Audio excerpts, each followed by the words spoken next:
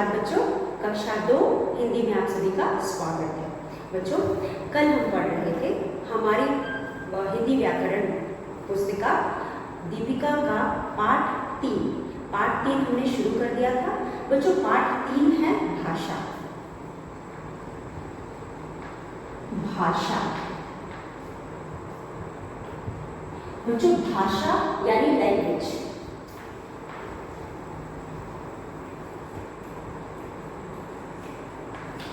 तो बच्चों, भाषा में हम पढ़ रहे थे भाषा क्या है। बच्चों, भाषा क्या है? भाषा वह माध्यम है जिसमें हम अपने भावों या विचारों को आदान प्रदान करते हैं। बच्चों, भाषा वह माध्यम है जिससे हम अपने भावों या विचारों का आदान प्रदान करते हैं। बच्चों, आदान प्रदान का मतलब क्या होता है? आदान प्रदान का मतलब होता है अपनी बात दूसरों से कहना और दूसरों की बात समझना। मैंने अपनी बात दूसरों को बताई और उसकी बात मैंने समझी, यह हुआ आदान प्रदान। तो बच्चों, अगर हम आदान प्रदान नहीं करेंगे, एक दूसरे की बात को सुनेंगे नहीं, समझेंगे नहीं, तो हम एक दूसरे के भावों को या विचारों को नहीं समझेंगे। तो बच्चों, एक बहुत ही आसान या बहुत ही साधारण सिंपल सा आपके पास उदाहरण है। मैं और आप, मैं यानी अध्यापक और आप यानी छात्र, बच्चे या स्टूडेंट्स। तो मैं अपनी बात को आपको समझाने के लिए क्या कर रही हूँ? आप मेरी बात को समझने के लिए क्या कर रहे हैं? मैं अपनी बात को समझाने के लिए आपको बोल करके बता रही हूँ। मैं अपने भावों और विचारों को आप पर बोल करके बता रही हूँ या फिर लिख करके बता रही हूँ। तो आप मेरे भावों और विचारों को सुन करके या पढ़ करके समझ रहे हो। तो यहाँ हमने कितनी चीज़ों का इस्तेमाल किया? पहला, मैं बोल रही हूँ, मैं बोल रही हूँ, मतलब हम इसको लिखेंगे बोल कर, इसको हम लिखेंगे बोल कर, बोल कर और लिख कर। मैं आपको अपनी बात लिख करके भी बता रही हूँ, लिख कर। और आप मेरी बात को पढ़कर, जो मैंने लिखा है उसे पढ़कर समझ रहे हैं, पढ़ कर। और जो मैं बोल रही हूँ उसे सुन कर समझ रहे हैं। तो बच्चों, भाषा में हम बोलकर, लिखकर, पढ़कर, सुनकर बातों को समझते हैं। तो वह माध्यम जिसमें हम बोलकर, लिखकर, पढ़कर और सुनकर विचारों को या भावों को समझते हैं, उसे हम भाषा कहते हैं। तो बच्चों, अगर भाषा न होती तो हम एक दूसरे के विचारों का आदान प्रदान नहीं कर पाते। तो यहाँ पर अगर मैं किसी दुकान पे जाती हूँ और वहाँ पे मैं इशारों से दुकानदार को बताती हूँ कि आप मुझे वह चीज़ें दे दो, तो शायद यह समझा पाना बहुत मुश्किल होता। लेकिन अगर मैं उसी को लिख कर या बोल करके उसे बताती हूँ तो हमारे लिए बहुत चीज़ें आसान हो जाती हैं। वह एक बार में समझ जाएगा, वह एक बार में पढ़ करके समझ जाएगा या मुझे सुन करके समझ जाएगा। तो यहाँ पे भाषा में हम किसी बात को बोलकर, लिखकर, पढ़कर, सुनकर समझते हैं। तो भाषा क्या है बच्चों? भाषा वह माध्यम है जिसमें हम किसी बात को बोलकर, भाषा वह माध्यम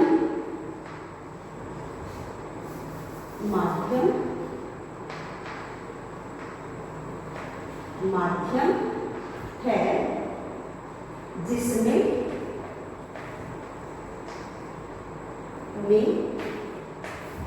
हम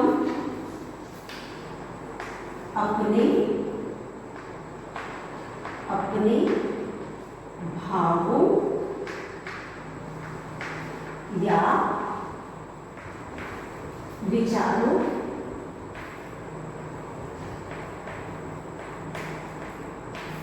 को बोलकर, या हम कह सकते हैं आदान प्रदान।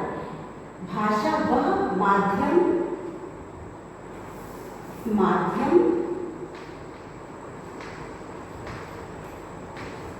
है जिसमें हम अपने भावों या विचारों को या का आदान प्रदान करते हैं, जिसमें हम अपने भावों या विचारों का आदान प्रदान करते हैं। तो बच्चों भाषा क्या है? भाषा वह माध्यम है जिसमें हम अपने भावों या विचारों का आदान प्रदान करते हैं। आदान प्रदान क्या हुआ?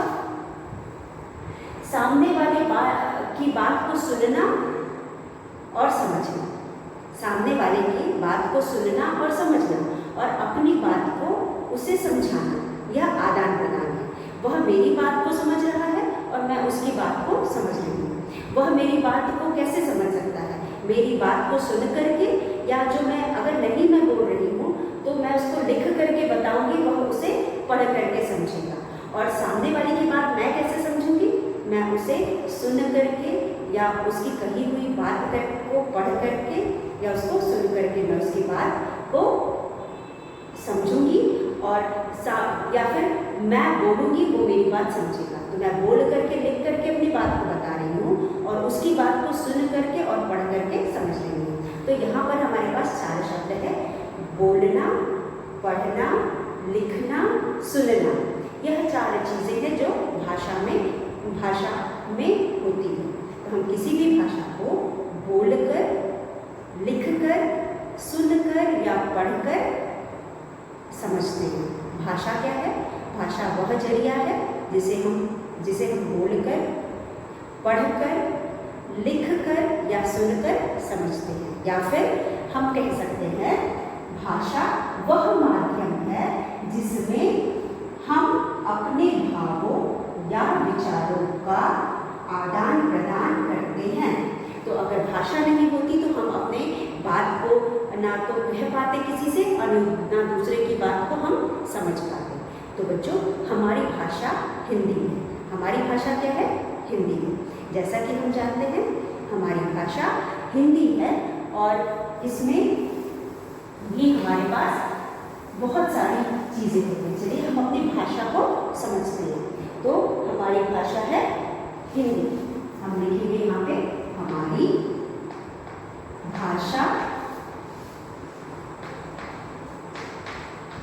है हिंदी।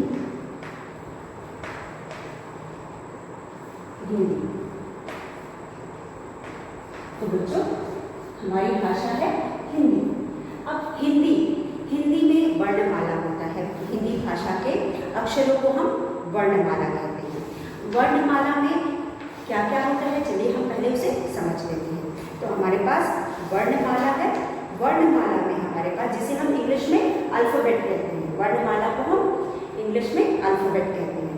यहाँ हमारे हिंदी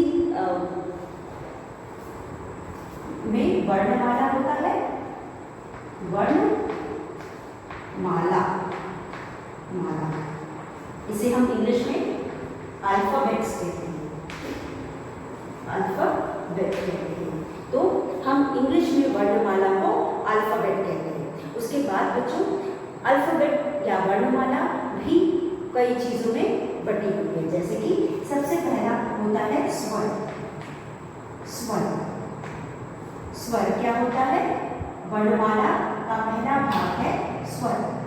जैसा कि बच्चों हम जानते हैं स्वर वर्ण जो होता है वह अ से अ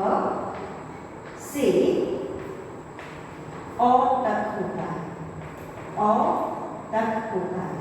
अ से अ तक स्वर होता है और उसके बाद अह और अंग और अह।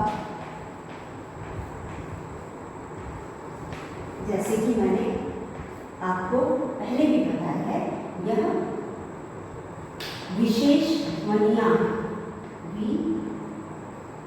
विशेष ध्वनियां, इन्हें हम कहते हैं विशेष ध्वनियां। अह और अंग को हम कहते हैं विशेष ध्वनियां।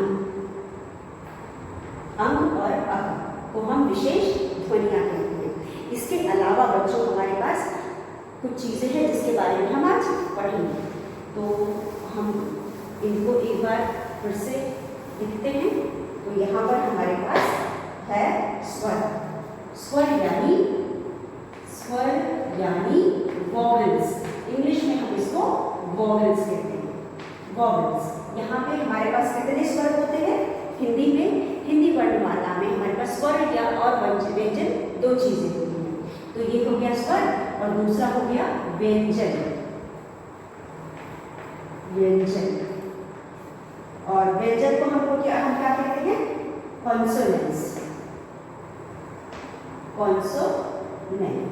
व्यंजन को हम कॉन्सोनेंट्स कहते हैं। अब जैसा कि मैंने आपको बताया कि जो हमारे पास स्वर होता है यानी कि वॉवेल्स होता है, वह होता है अ से, पहला है अ से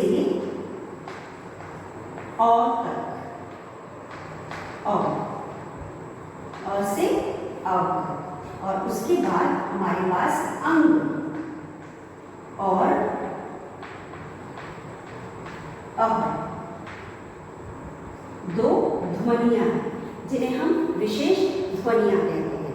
बच्चों उसके अलावा हमारे पास होता है चंद्र बिंदु और हमारे पास होता है चंद्र बिंदु। तो ये जो चंद्र बिंदु होता है इसे हम अंग जो होता है, जो हम बिंदी लेकर के जिसे हम पढ़ते हैं, उसे हम कहते हैं नाजल साउंड। हम इसे नाजल साउंड कहते हैं या फिर हम इसको कहते हैं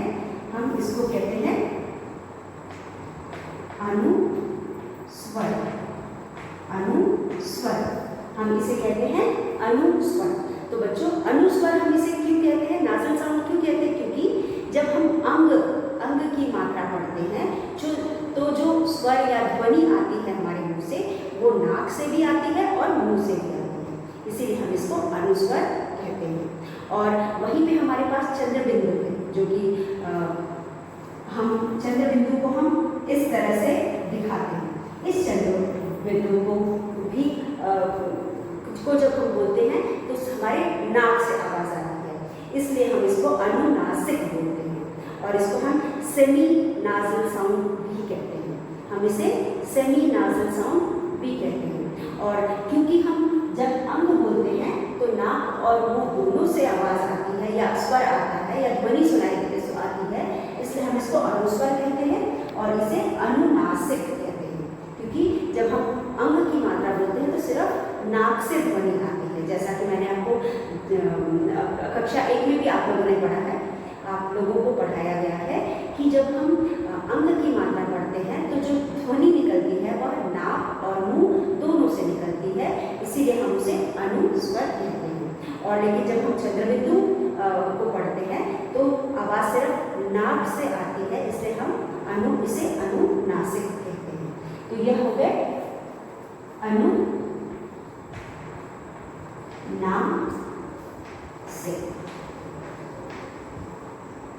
ये हो गया अनुनासिक।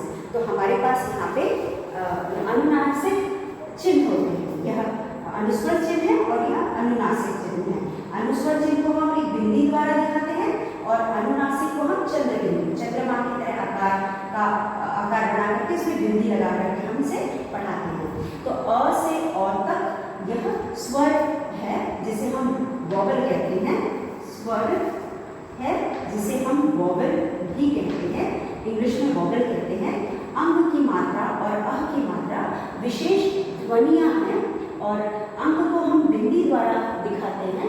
किसी भी शब्द ऊपर बिंदी लगा करके हम अंग की मात्रा को लिखते हैं। और इस अंग की मात्रा को हम अनुस्वर कहते हैं। अनुस्वर इसलिए कहते हैं क्योंकि इसे जब हम इसका उच्चारण करते हैं, जैसे कि हम यहाँ लिखते हैं अंगूर,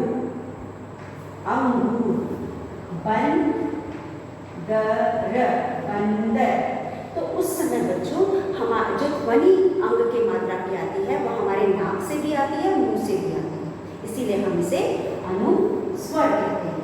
और जो चंद्र बिंदु वाली मात्रा है इसे हम अनुनासिक बोलते हैं या सेमी नासल बोलते हैं, क्योंकि इसकी ध्वनि हमारे नाक से होकर के आती है। जैसे कि मैंने आपको बताया है, अगर हम लिखेंगे आँख, तो आँख को हम कैसे पढ़ते हैं? आँख। तो अब जो ध्वनि आ रही है इसकी वह स्वर जैसे जो इसका आ रहा है यह नाक से आ रहा है, इसलिए हम इसे अनुनासिक कहते हैं। तो बच्चों यह हमारी हिंदी भाषा के भाग हैं। इसके अलावा जैसा कि मैंने बताया हमारे पास व्यंजन है। व्यंजन में भी क से ह तक व्यंजन कहलाता है। क से ह तक व्यंजन कहलाता है। उसके बाद क्षत्रिय छ, त्र, ज्ञ और श, इन तीनों को हम संयुक्त व्यंजन कहते हैं। छ, त्र, ज्ञ, श, इन्हें हम संयुक्त व्यंजन कहते हैं और इन्हें हम व्यंजन में नहीं शामिल करते, हम इन्हें अलग से पढ़ते हैं। इन चार वर्णों को हम व्यंजन में नहीं शामिल करते हैं, बल्कि हम इन्हें संयुक्त व्यंजन कहते हैं, क्योंकि यह चारों जो व्यंजन बने हैं यह दो वर्णों को मिलाकर के बना है। आधा वर्ण और पूरा वर्ण को मिलाकर बना है, इसलिए हम इन्हें संयुक्त व्यंजन कहते हैं। इसलिए हम इन्हें क से ह तक व्यंजन में मिला करके नहीं पढ़ते हैं, बल्कि हम इन्हें अलग से पढ़ते हैं, क्योंकि यह संयुक्त व्यंजन दो व्यंजनों को मिला करके बनते हैं। तो बच्चों हमारे पास वर्ण के लिए अब हम इन सबको एक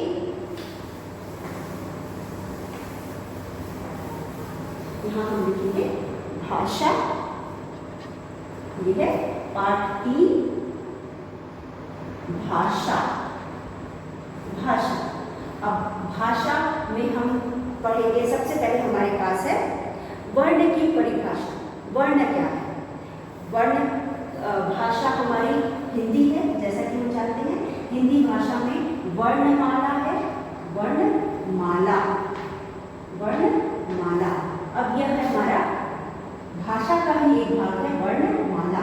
हिंदी वर्णमाला में हमारे पास दो चीजें हैं, जिसे हम कहेंगे भाषा के भेद या काइंड्स ऑफ हिंदी लैंग्वेज या लेटर्स कह सकते हैं, काइंड्स ऑफ लेटर्स। तो यहाँ पे हमारे पास जैसा कि हमने पढ़ा एक है स्वर और दूसरा है व्यंजन। तो ये हो गया वर्णमाला के दो भाग। अब इस वर्णमाला में भी हमारे पास यहाँ पर एक बार तो हमारे पास अ से अह तक, अ से और तक यह है स्वर, इसे हम कहते हैं स्वर वर्ण, इन्हें हम कहते हैं स्वर वर्ण। तो अ से अ तक मात्राएं होती हैं। मात्राएं हमने पढ़ा, इन मात्राओं को हर स्वर का कुछ न कुछ मात्रा है। अ की कोई मात्रा नहीं होती, लेकिन उसके बाद आ, ई, उ, री, ए, ओ, औ, इन सबकी मात्राएं होती हैं। सारी मात्राएं हम पढ़ चुके हैं और हमने कक्षा 1 में भी पढ़ा था और कक्षा 2 में भी पढ़ा था। तो इनकी कुछ न कुछ मात्राएं होती हैं और इन मात्राओं को हम व्यंजन के साथ लगा करके नए नए शब्द बनाते हैं। तो ये हो गया हमारा स्वर। उसके बाद हमारे पास, जैसा कि मैंने आपको बताया, अंग और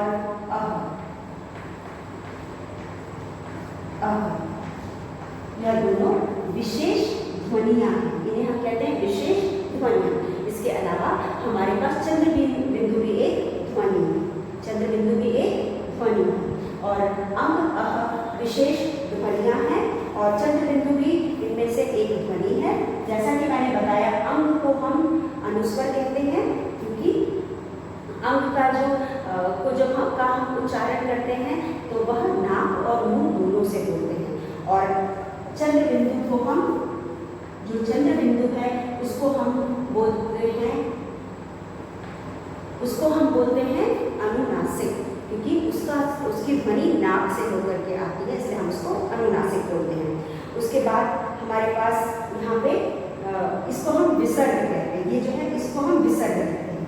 इन दो बिंदुओं को हम विसर्ग कहते हैं। विसर्ग, ये दो बिंदियां विसर्ग कहलाती हैं। और जिस अक्षर के पीछे हम लगाते हैं, जैसे कि प्रातः, तो जब हम प्रातः दो विसर्ग लगा करके शब्द बना रहे हैं, अह की मात्रा लगा करके शब्द बनाते हैं, तो जब हम इसका उच्चारण करते हैं तो ये होता है प्रातः। इसके आखिर में हम ह का स्वर आना चाहिए, मतलब जब भी हम विसर्ग का उच्चारण करेंगे तो ह का स्वर सुनाई देना चाहिए। तो प्रातः, नमः, अंततः, इस तरह से हम इसको बोलेंगे। तो बच्चों यह है स्वर। उसके बाद जैसा कि मैंने व्यंजन बताया, व्यंजन में हमारे पास क से ह तक व्यंजन है। इन क से ह तक व्यंजनों में हम अ से औ तक या अंग, अह और चंद्र बिंदु की मात्राएं लगा करके अलग अलग शब्द बनाते हैं। उसके अलावा यहाँ पे हमारे पास है क्षत्रिय छ, त्र से त्रिशूल, य से ज्ञानी और श्र से श्रमिक। इन चार अक्षरों को हम संयुक्त अक्षर बोलते हैं। इनको हम संयुक्त अक्षर बोलते हैं। इनको हम संयुक्त अक्षर इसलिए बोलते हैं क्योंकि इनको बनाने के लिए हमने दो शब्दों का इस्तेमाल किया है। यह जो शब्द बने हैं, यह जो अक्षर बने हैं, शब्द नहीं अक्षर, यह जो वर्ण बने हैं, यह दो अक्षरों को मिला करके बने हैं। एक अक्षर आधा है और एक पूरा है। यहाँ पे भी उसी तरह एक अक्षर आधा है और दूसरा पूरा है, तो इसलिए हम इनको संयुक्त अक्षर बोलते हैं। तो बच्चों यह था वर्णमाला, हिंदी भाषा का वर्णमाला। भाषा में हमने हिंदी भाषा को जाना। हिंदी भाषा के लेटर्स को हम वर्णमाला कहते हैं। और यहाँ पे काइंड्स ऑफ लेटर या वर्णमाला के भेद में हमने स्वर और व्यंजन पढ़ा। तो इस तरह से बच्चों यह है वर्णमाला। और आगे हम इसी में पढ़ेंगे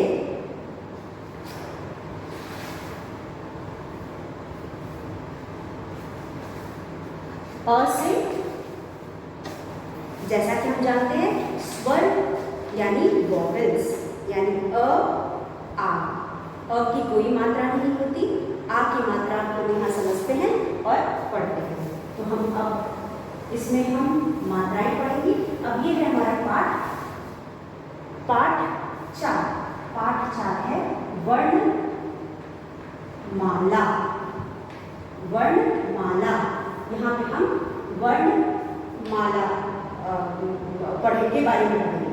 तो वर्णमाला में हमारे पास, जैसा कि अभी हमने पढ़ा, सबसे पहला है स्वर। स्वर यानी वॉवेल्स। तो स्वर होता है अ से औ। तो चलिए हम पढ़ते हैं अ से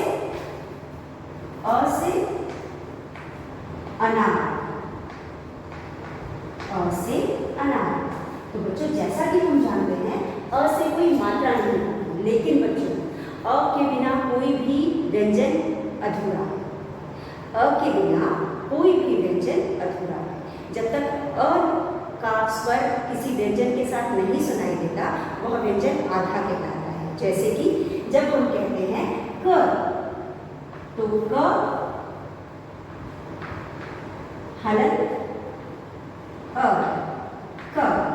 जब हम सिर्फ इतना बोलेंगे तो यह क पूरा नहीं होगा, क्योंकि क आधा है प्लस अ है, तब जाकर के हमको क मिलता है।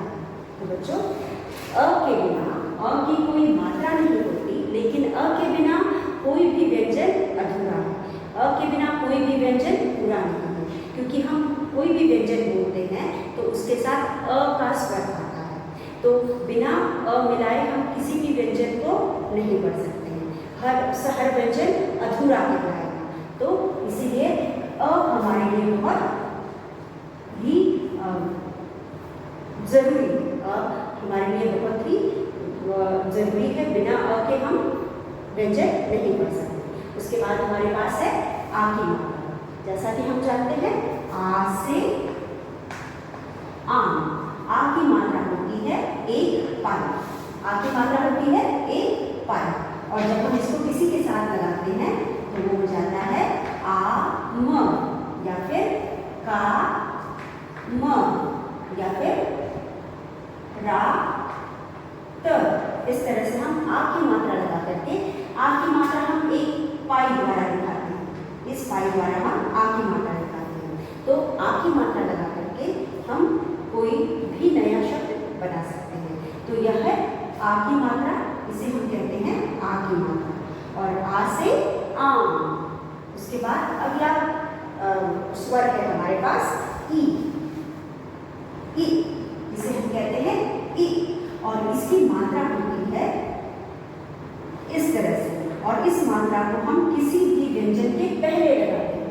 छोटी ई की मात्रा को हम किसी भी व्यंजन के पहले लगाते हैं, और इसको बहुत हम जल्दी बोलते हैं, इस पे ज़्यादा हम जोर नहीं लगाते। जैसे कि ए, इसे हम ए कह करके बोलते हैं। तो अगर हम इस मात्रा को किसी भी अक्षर के साथ लगाएंगे, जैसे कि ई से इमली, इमली, लेकिन अब यहाँ तो मैंने ई का इस्तेमाल किया है, और जब हम ई की छोटी की मात्रा लगाएंगे तो हम लिखेंगे जैसे कि त, तिल, तिल, मिल, मिल। इस तरह से हम मात्रा लगाएंगे। इस छोटी की मात्रा को हम किसी भी व्यंजन के पहले लगाते हैं। इस छोटी की मात्रा को हम किसी भी व्यंजन के पहले लगाते हैं। उसके बाद हमारे पास है बच्चों, उसके बाद है बड़ी ई या ई, जिसे हम जोर देकर के पढ़ते हैं और जिसे हम लंबा खींचते हैं। ई, ई से ईख, ई से ईख, और इसकी मात्रा किसी भी व्यंजन के बाद में लगती है, और यह मात्रा किसी भी व्यंजन के बाद में लगती है। इसे हम कहते हैं बड़ी ई की मात्रा, इसे हम कहते हैं बड़ी ई की मात्रा, और हम इसे लिखते हैं ई से ईख, और ईख ई की मात्रा लगाकर हम शब्द बनाते हैं कील, खीर, जिसे हम जोर, खीर, जिसे हम जोर दे करके लंबा खींच करके बोलते हैं। तो बच्चों अभी तक हमने पढ़ा अ से अनार, अ की कोई मात्रा नहीं होती, लेकिन अ को हम हर व्यंजन के साथ लगा करके पढ़ते हैं। अ के बिना कोई व्यंजन पूरा नहीं है, अ के बिना व्यंजन वर्ण अधूरा है। जैसे कि मैंने आपको बताया, अगर हम क बोलते हैं तो क में अ नहीं रहेगा, तो हम क को बोल ही नहीं पाएंगे, वह आधा कहलाएगा। तो क प्लस ख क होता है, क प्लस अ क होता है, ख प्लस अ ख होता है, ग प्लस अ ग होता है। तो बिना अ के कोई भी व्यंजन अधूरा है। फिर उसके बाद है आ से आम। आ की मात्रा एक पाई से देते हैं। आ की मात्रा हम कैसे लगाते हैं? एक पाई द्वारा लगाते हैं। ई, इसको बोलते हैं ई, और हम इसको जल्दी पढ़ते हैं, इसे हम कहते हैं छोटी ई। छोटी ई की मात्रा जो हम है किसी भी व्यंजन के पहले लगाते हैं, और यह एक पाई, और इस तरह से हम इसको लगाते हैं। इस मात्रा को जिस पर भी हम लगाते हैं उसे हम जल्दी पढ़ते हैं, उस पर हम ज़्यादा जोर नहीं लगाते। जैसे कि हमने अभी बताया था तिल, और फिर मिल, इस तरह से हम जिस पर भी हम लगाएंगे उसको जल्दी पढ़ेंगे। और उसके बाद बड़ी की मात्रा है, बड़ी की मात्रा किसी भी व्यंजन के बाद लगती है, वो भी छोटी की मात्रा की तरह ही लगती है, लेकिन किसी भी व्यंजन के बाद में लगती है। और हम जिसके भी साथ बड़ी की मात्रा लगाते हैं उसको जोर दे करके पढ़ते हैं, कील, खीर, इस तरह से। तो बच्चों आज हमने भाषा पढ़ा। जैसा कि आप जानते हैं भाषा वह जरिया है